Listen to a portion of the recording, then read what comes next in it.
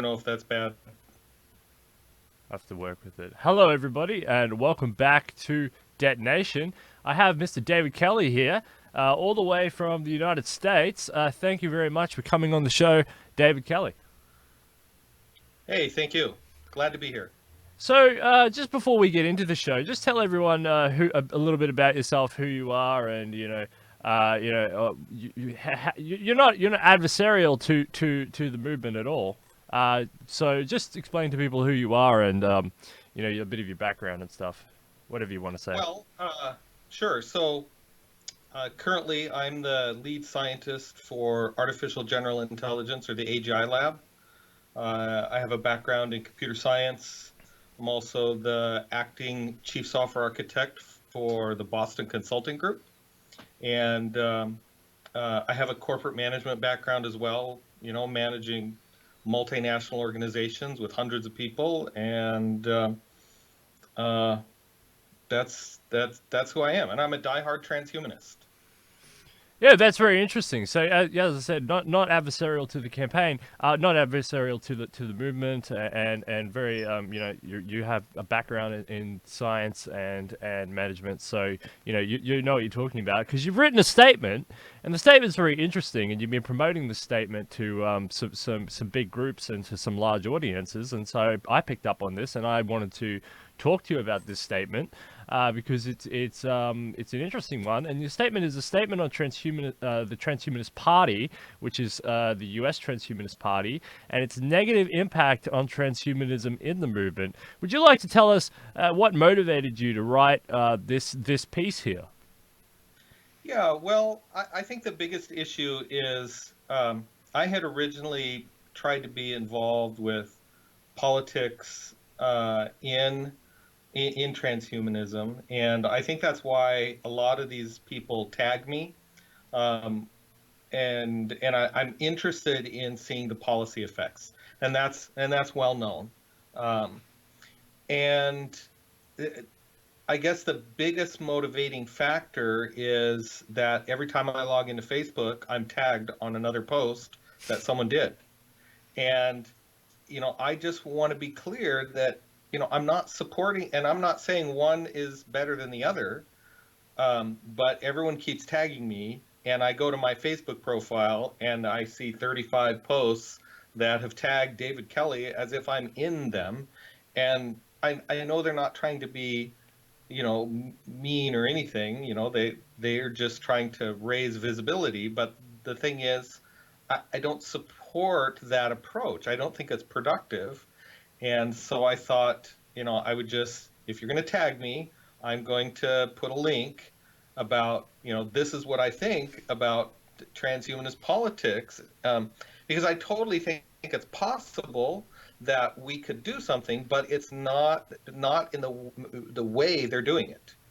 And so that's why I created the statement, Yeah, because everyone tags me, and I, I just want to be clear that I'm not on board with that methodology.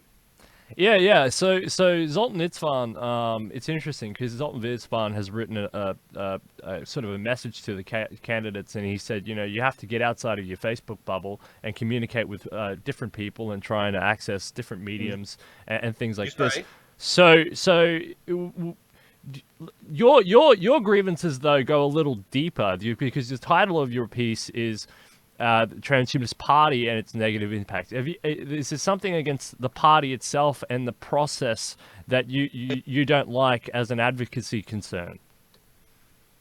Well, yeah. So the issue I have is um, uh, them at going after the presidency of the United States in such a way that it's just, I mean, it's a joke in terms of them being serious about it. You can't, without the approval of the top 1%, without one of the major parties on board, and without at least 100 million or more, you don't have any chance at all of being president of the United States. And so from that standpoint, I find the running for president to be somewhat questionable. Now, um, when I spoke with Zoltan originally when he was running, um, privately, he had talked about how he thought it would drive more media attention. But the problem is, he's actually an experienced journalist and an experienced professional writer, where the kids that are running now are neither. Um, now, uh, if they were to take a different tactic, and not try to run for president, maybe as a lobby, maybe as a transhumanist that just happens to be a Democrat running for office, like this Yang person that Musk just endorsed. He's kind of a techno futurist kind of guy.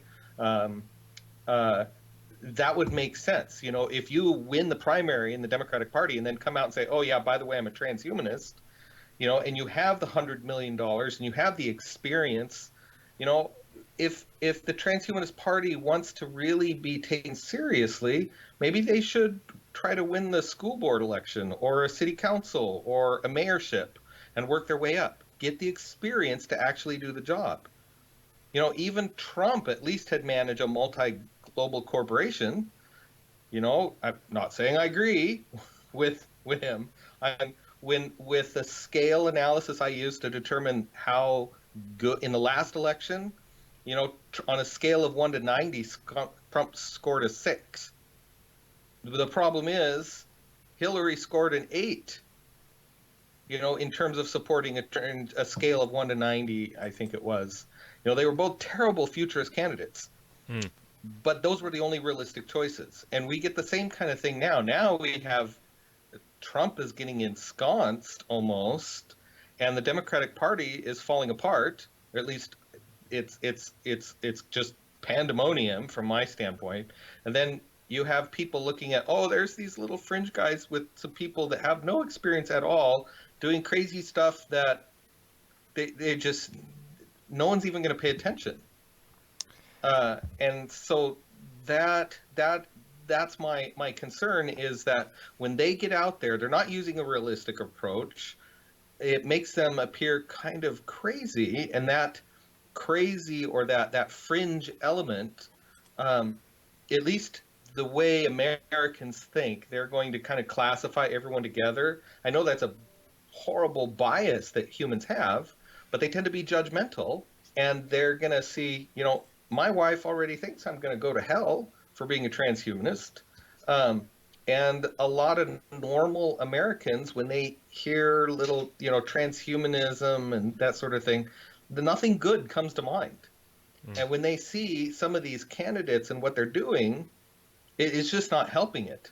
Where if you were to see a serious, like Gennady, if Gennady was running for senator or something, and he's up on stage and he gets some press, people are going to say, hey, that he's well spoken, he's well dressed and articulate. That's someone I would vote for. And doing it locally, like in Nevada, where I believe he lives, he would have a chance. It's possible he might win. And once he gets the attention of the people that control the reins of power, then he has a chance to grow past that from a political standpoint. And I really feel that if you're going to make a go at politics as a transhumanist, that's kind of the methodology I believe you would have to do to actually be able to win an election and without hurting the movement. And doing things fringe that are atypical for the non-middle-of-the-road American, when they see transhumanism and they relate it to, people that are way outside of their demographic and have no experience trying to run for president, it makes it look fringe.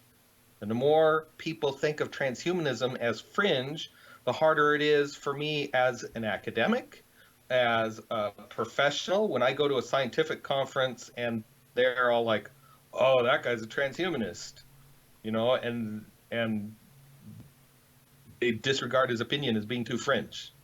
And that's the kind of I guess, concern I have about the way the Transhumanist Party is driving that visibility. And it's not that I disagree with their position at all. Um, and like I said, Gennady is probably one of the most I would love to see him run as senator here in like Seattle or anywhere I've ever lived. He'd be a great candidate. That's the kind of thing I would like to see, not these grandiose president of the United States, but we're going to have a rave party kind of thing. The No, no. unfortunate component of Gennady is that he was born outside of the United States, which makes him ineligible for a lot of political campaigning, except for his local gubernatorial districts, etc. And that's what throws. And yeah, I can see that, but still, that's the kind of what I'm saying is that's the kind of candidate I would like to Yeah, see at yeah. regional elections and start there. People use like the Green Party as an example of success, but I argue that's an example of abstract failure in exactly the kind of thing that we want to avoid. The Green Party marginalized themselves. They essentially were locked out of politics. And what's worse, corporate America stole their idea as a marketing phrase. Now everything is green. And the Green Party is a bunch of crazies that no one votes for. That's exactly the scenario that I think the transhumanist party could get into, and exactly what I want to avoid. Yeah, it's very early in the stage. The Transhumanist Party hasn't been around for very long. But are you saying that there's no room for recovery on this, or do you think it's already baked Well, into the I mean, cake? there's always room for recovery. It's I find it difficult to ever say things are set in stone. But the transhumanist party in the United States is so unknown and so fringe already, and hardly anyone even. It's not like a household word, other than what they might hear in movies or other things that are unrelated to the transhumanist party. Yeah, and that's part of the point of changing that idea that's why they want to correct the tone and and try and advocate in those good ways. But look, you say here in your article, your first condition in the United States is not the same as other countries. Third parties have failed to get any reasonable ground. So, because others have failed, this is going to fail. Is that what you're saying? No, it's not so much because others have failed, it's because of what the two parties have done. So there's a number of things inside the United States where they have manipulated things in a way that I would say might not be that ethical if they were honest with themselves, from gerrymandering with districts. They've really manipulated things in such a way where they lock people out of elections, and that's why you don't see. It's not just one party; it's all of the third parties are more or less locked out, um, and a lot of that has to do with some very, in my opinion, borderline corrupt stuff. Wherever everything from bribery to like gerrymandering is one of my biggest, is just crazy. If you look at how they lay out the districts and arrange things just so they get the right demographic so they can make sure that they win the electoral colleges or the different, that's so unethical as to be. I mean, it's just wrong. And all of the big political capital is all locked up in these different lobbies that are tied in with these parties and these candidates, that if someone else comes up with a good idea, they're just going to be ignored and bowled over. Yeah. I understood. Yeah, America's a very corrupt sort of democratic system. It's easy to see here from It's the not outside. Democratic system. Yeah, I mean, yeah, with quotes. Yeah, yeah, I did use the quotes. I can see it here from the outside very easily.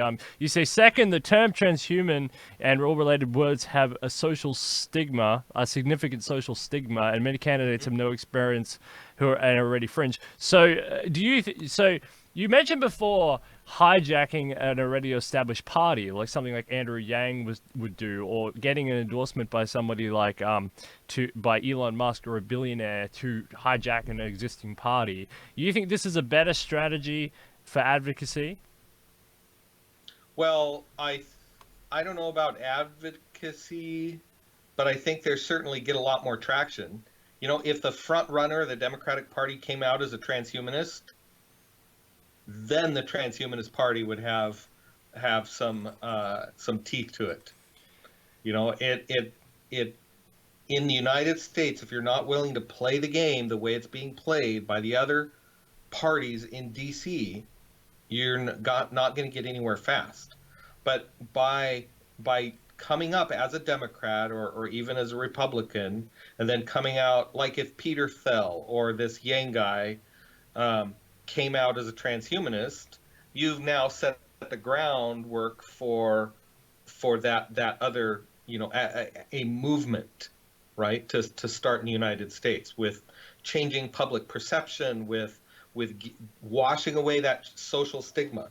If it's one thing in the United States that will do it, is the person in charge, uh, in that position, um, if they're able to achieve that, it would wash a lot of that away. And I think it would be a lot easier for a transhumanist political movement to come in. And then, even then, though, I would prefer like a 527 lobby, kind of like what we tried to do with the TNC. But even with the TNC, it's just there's two, without the money and the position, it's hard to really get established. Yeah, because you write here they don't have the experience, money, or political capital, and are not willing to play the game as they are idealistic. So that's pretty scathing.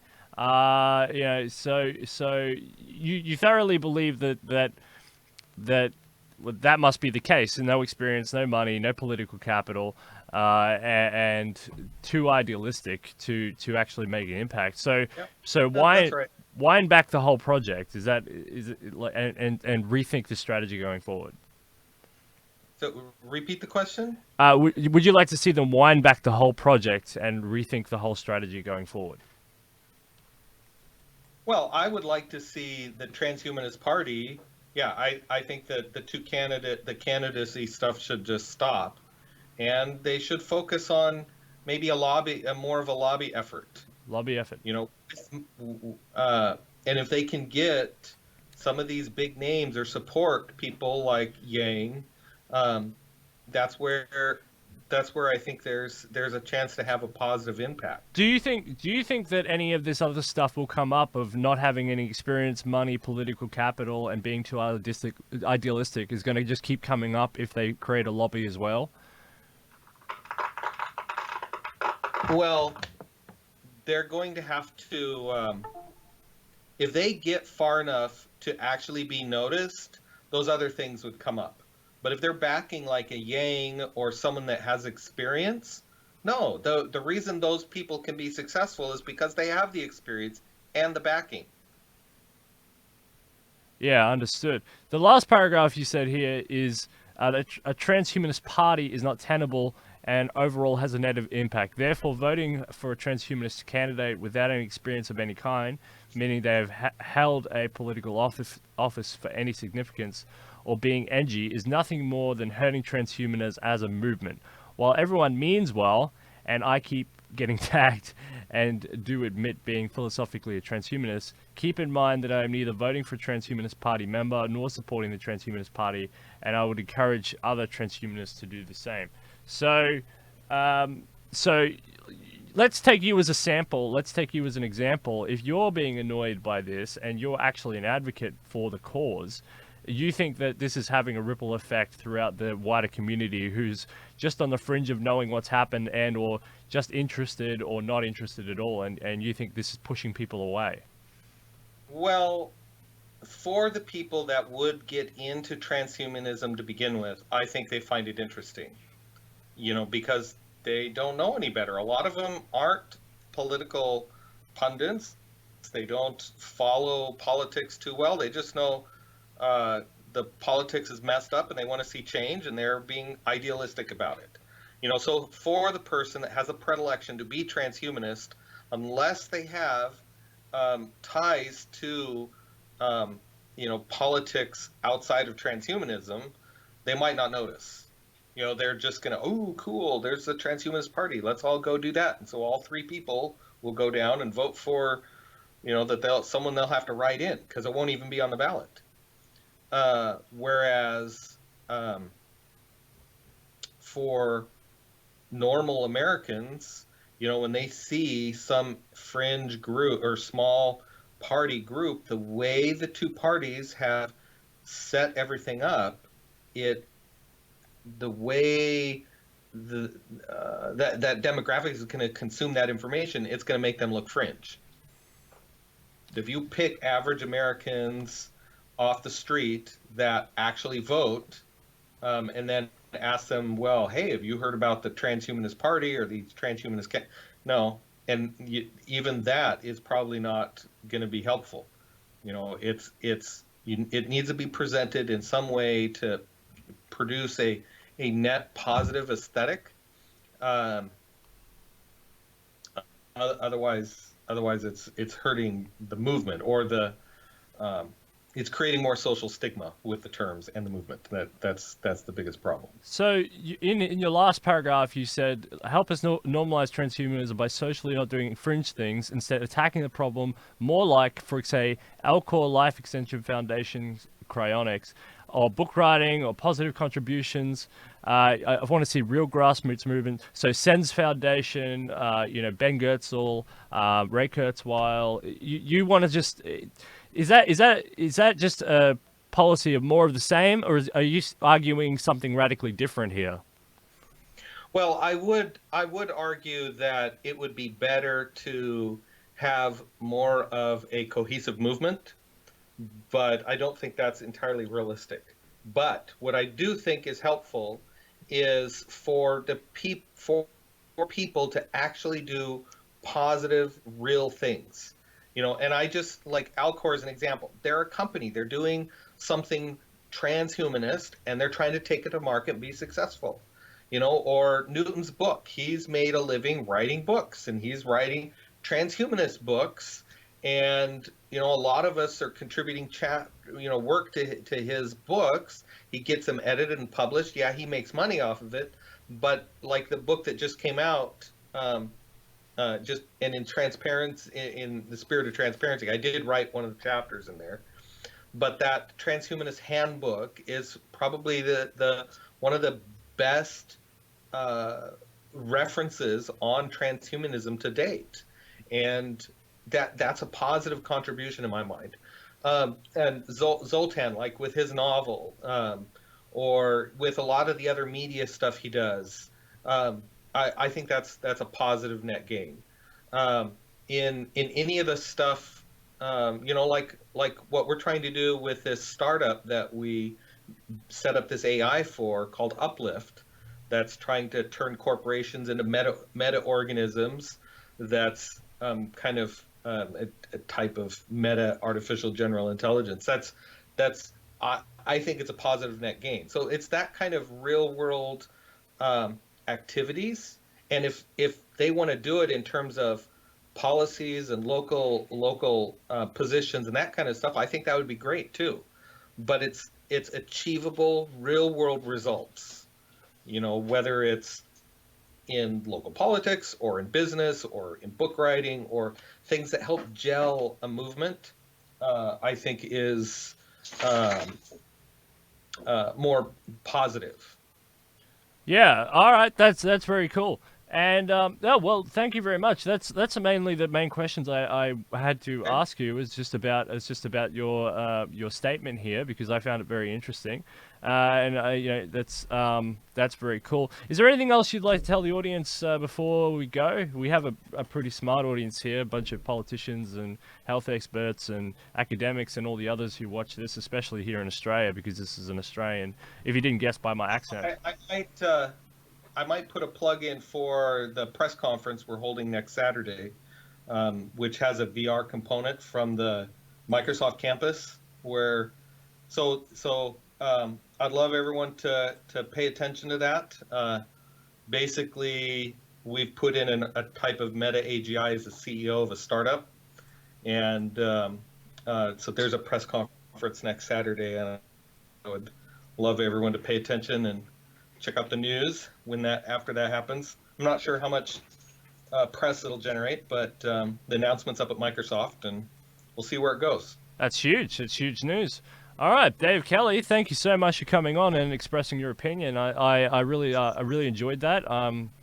It's good. You're not adversarial. You're not out to annoy anyone. You're just trying to say what you think would be a positive spin, on what you see, and I respect and have have a thorough respect for that point of view. Thank you very much, David Kelly. Thank you. It was a pleasure. No problem. Everyone go and watch Detonation. All more coming all this way this week. Detonation. Thank you very much. David Kelly.